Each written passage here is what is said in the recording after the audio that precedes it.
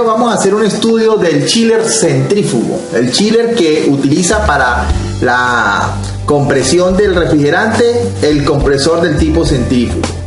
En pantalla tenemos la animación de un chiller de este tipo, donde podemos observar el proceso o el funcionamiento del mismo. Observamos cómo el calor que entra del agua que vamos a enfriar provoca la evaporación del refrigerante dentro del cooler del chiller. Ese refrigerante que originalmente se encuentra en estado líquido, producto del calor, evapora a una presión casi prácticamente constante y gana el calor del agua. Ese refrigerante en forma de vapor llega al compresor centrífugo que estamos viendo en la animación.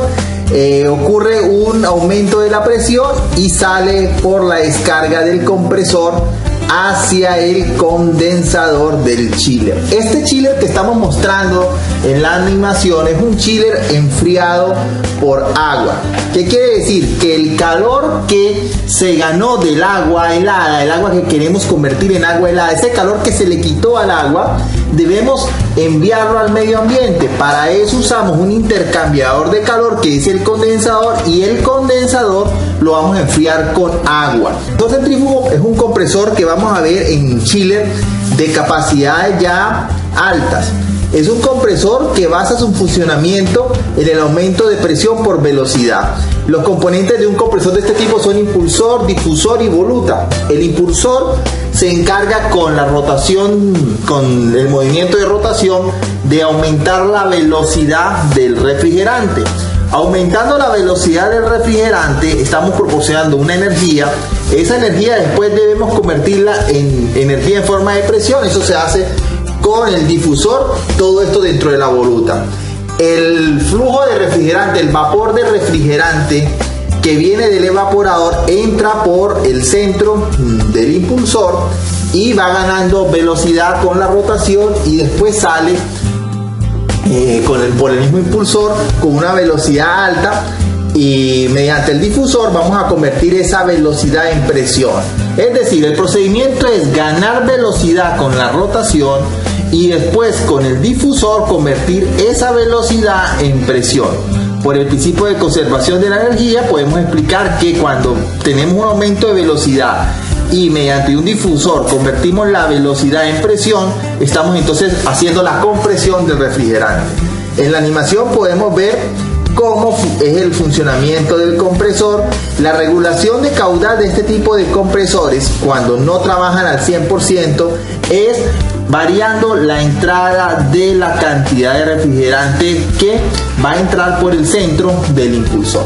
De esa manera podemos regular que entre más refrigerante o entre más refrigerante, dependiendo de la carga térmica que tengamos.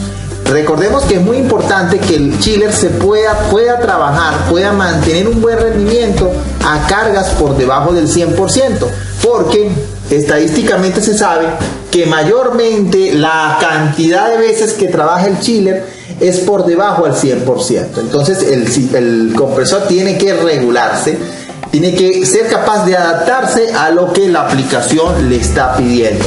Eso lo hace el compresor centrífugo de este chiller que estamos estudiando, variando la entrada radial del refrigerante que proviene del evaporador. De esa manera también se va adaptando a la demanda. En pantalla tenemos el ciclo del chiller completo. Podemos observar cómo tenemos dos temperaturas o dos presiones en el circuito. Tenemos una presión alta arriba y presión baja. Vamos a observar cómo la temperatura, estamos observando la temperatura del agua que vamos a helar.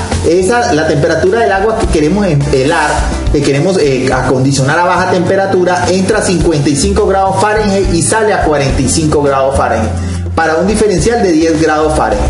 Ahora si subimos y hablamos del agua que va a enfriar al condensador, tenemos una entrada de 85 grados Fahrenheit y una salida del agua, de la temperatura del agua, de 95 grados Fahrenheit. Observamos que los dos diferenciales de temperatura entre entrada y salida es de 10 grados Fahrenheit.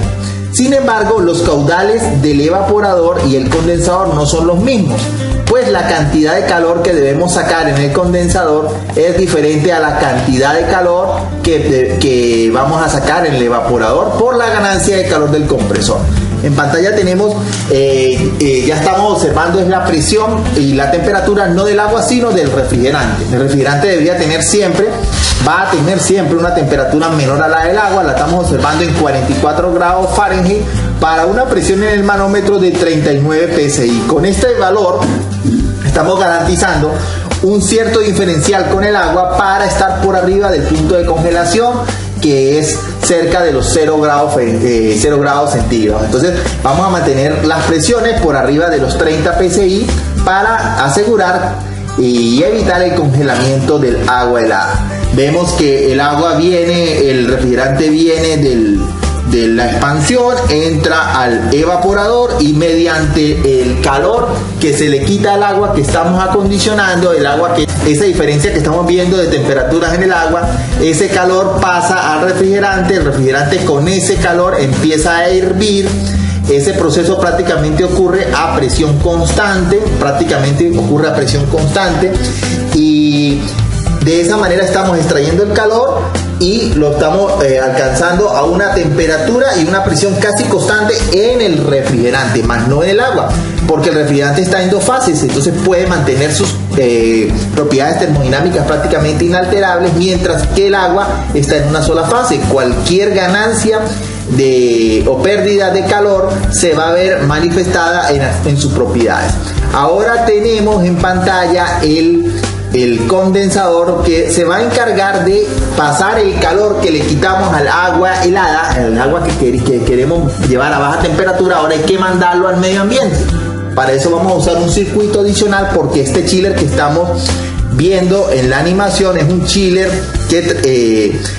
centrífugo cuyo condensador es enfriado por agua. Tenemos las presiones que vamos a manejar en la instalación y tenemos las temperaturas que estamos observando. Fíjense que 85 grados Fahrenheit la temperatura del agua de entrada y 95 grados Fahrenheit la temperatura de salida. Tenemos hay que recordar que la ventaja de los condensadores enfriados por agua es que trabajan a la temperatura de bulbo húmedo, lo cual es muy bueno para el rendimiento cuando vamos a instalar el chiller en sitios donde la humedad es más baja.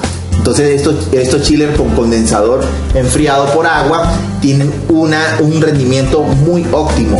Tenemos entonces dos factores que van a aumentar bastante el rendimiento de esta unidad, porque tenemos el compresor centrífugo, que de por sí es un compresor con un rendimiento bastante alto, y tenemos también el condensador enfriado por agua.